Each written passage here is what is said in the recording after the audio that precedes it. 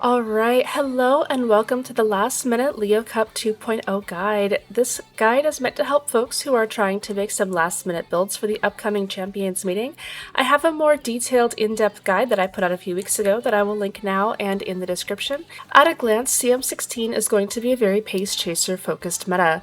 Pace chasers will all want to inherit Budding Blossom and Shooting for Victory as their accelerations, but I do want to note that mid-race velocity skills will secretly win a lot of races. If you're a backliner, you can also take Let's Pump Some Iron in order to help catapult you to that 4th place position where you can proc Budding Blossom and Shooting for Victory. I will note that fronts do struggle to keep the lead in CM16 due to the shortness of the track, so fronts are going to have a little bit of trouble winning here. I'm seeing mostly Unity Cup aces now in rooms, and I do think that it is the better scenario to raise your Umas in, given that you will be able to hit higher stat thresholds. The only caveat here is that it is harder to get skills that are applicable to the race course in Unity Cup, so you do have to be a little bit careful of the cards that you're bringing in or the inheritances that you're using to try and get those crucial skills. For some general card recommendations, these are just cards that you might want to consider as your borrow slot if you already have some other cards, or if you are looking for cards to round out your deck. These are some good SSRs that I've liked using and that I have found pretty useful when I'm trying to build for all of these positions. And a very important part of CM16 is stacking velocity skills. So there are a lot of velocity skills that we can stack, and the general goal is that these velocity skills, particularly during the mid-race, are going to position us so that we can use our accelerations from a better spot in the late race. So these skills are really going to be helpful when it comes to positioning. I've listed here a lot of the common skills that I have tried to get and that I have seen other people taking. But if you find basically any skill that can work in the mid-race, then you probably want to try and pick it up. For accelerations, all positions do have access to accelerations, where fronts have a little bit less options than other Umas, but they do still have a couple options.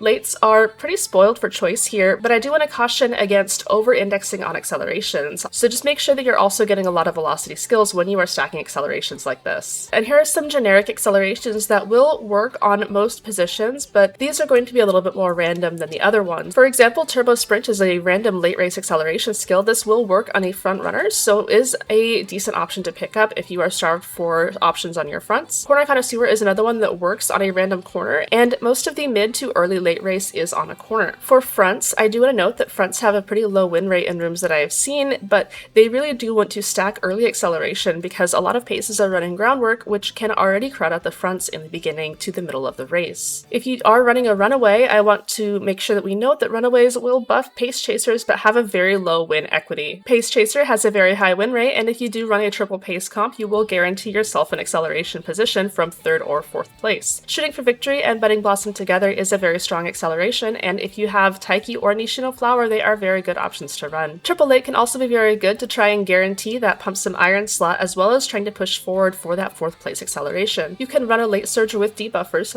to help them push up, and they will ideally catch up and use Shooting for Victory and Budding Blossom to accelerate to the end. End closers will struggle to catch up like lates can, but they can still win because Pump Some Iron chaining into those 3rd and 4th accelerations are very strong. End closers do work very well with debuffers, which can be positioned behind them and help to push them forward in the race. And in terms of debuffers, if you do want to run a debuffer, this is kind of the formula that you need. You need to inherit 564 from a Summer Gold ship parent. You need to use the Gold City speed card and get Keen Eye onto your Uma, and then ideally you would also get Hesitant Pace and optionally Hesitant Lates, Ends, and Fronts. So you can see here the little formula that I have. It is not as effective as it will be on miles and mediums, but it will still work on sprints and can be pretty effective. Particularly if you're noticing that one of your Umas is not really pulling their weight in rooms, you might be better off swapping them to a debuffer. And here are a couple of example builds that I have built and that work out pretty well for me in rooms. I wanted to point out that I do have a lot of mid-race velocity skills on my Umas and not a ton of acceleration. I do find that my Umas tend to position very well, and even in races when they get lucky pace, I am still able to win off of just proccing pure velocity. And thank you so much for watching. I hope that this was helpful, and I hope that you have the best of luck in trying to do your last minute builds today. Thank you so much, and I will see you next time. Bye bye.